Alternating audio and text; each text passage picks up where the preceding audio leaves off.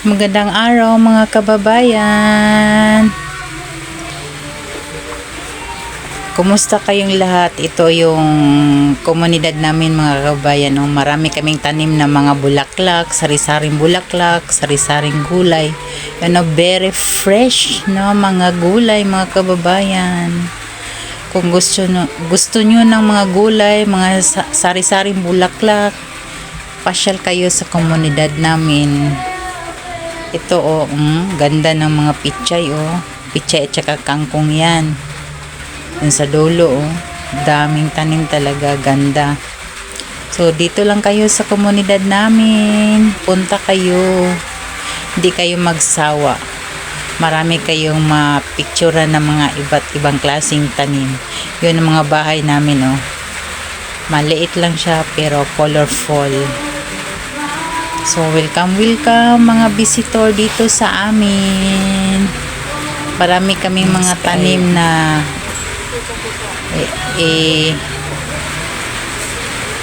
pangbinta. So bili kayo dito sa amin, punta lang kayo. Yan yan ako pang yan mga sili yung sa taas, yung nasa mga fat, mga sili yan. At birthday ngayon ng anak ko, so dalawa sila nag-birthday, yung kuya niya at saka siya, silang dalawa ang birthday ngayon. So kinanta niya una yung kuya niya ng happy birthday.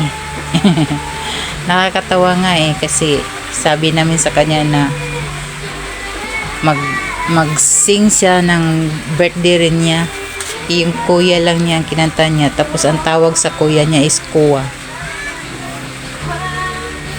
Ang kulit na Roro malaki na ang baby namin.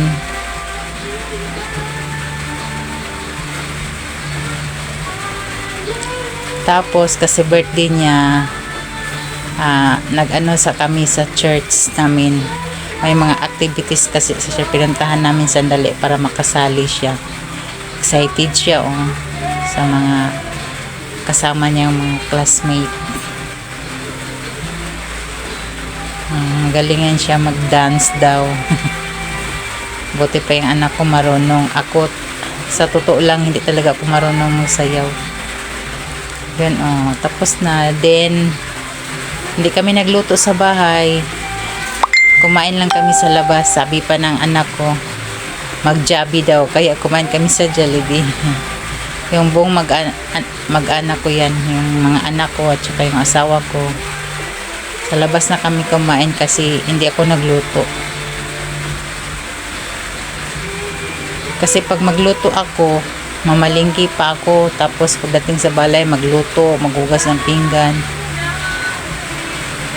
Napapagod na ako magluto. Kasi parang sa edad natin ngayon na parang madali lang tayo manghina pag madami tayong trabaho. Kaya sabi ng isang anak ko, sa labas lang kami kakain. Minsan man lang yan kakain sa labas. Ayan Enjoy naman yung mga anak ko kumain. Order sila ng chicken, napakaanghang. Yan anak ko hapit na yung celebrant, ang bilis kumain.